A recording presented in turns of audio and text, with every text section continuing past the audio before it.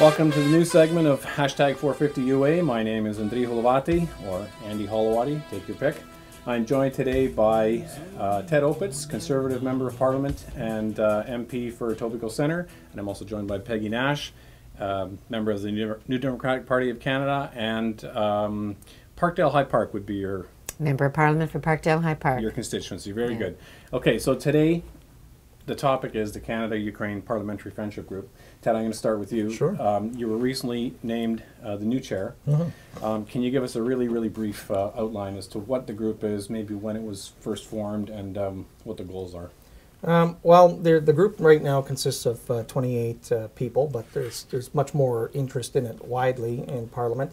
There's 3 vice chairs. Peggy Nash is one of the vice chairs. James Bazan's a vice chair, and Kevin Lamoureux of the Liberal Party of Canada is a vice chair. This is an all-party organization. It's non-partisan, and it is there to advocate for the community and to engage with Ukraine, because it is a friendship group, Canada-Ukraine Friendship Group, and it's part of the mandate is to be able to engage with the ambassador and others in Ukraine as we do to help develop our bilateral relations and help where we can as Canadians to strengthen Ukraine. We have a lot of contact through interns that are here. We'll talk about that later, I guess, and through the group itself.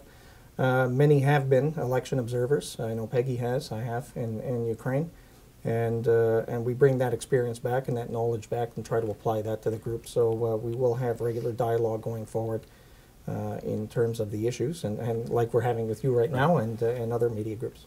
Peggy, your riding here, Parkdale High Park, is probably best known for its Ukrainian community, not exclusively for its Ukrainian community, but the Ukrainian community has been very strong here for years. If someone comes to you from your constituency here and asks you to do something for Ukraine, I mean, just going to be very general, I'm not going to be very specific at all, would you turn to the Parliamentary Friendship Group with some of those issues, or does the Parliamentary Friendship Group basically work amongst itself with its own agenda? Like, how can the public access what you're doing in this group? Yeah, that's a really good question.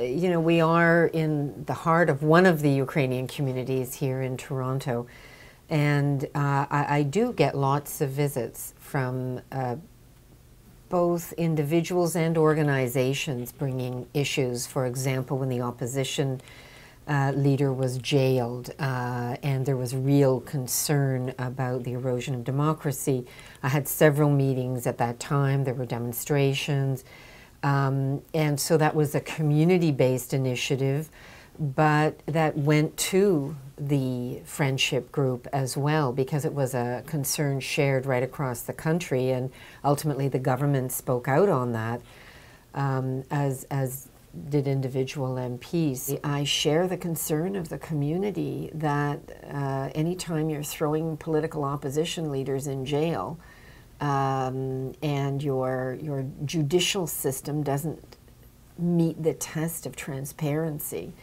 and rule of law, I think is cause for tremendous concern. And there were also real concerns in the election observer process. That's the hashtag 450UA segment for today's episode of KONTAKT. Please check out my full discussion at 450ua.blogspot.com. And don't forget to be careful when you log out and shut down. Goodbye.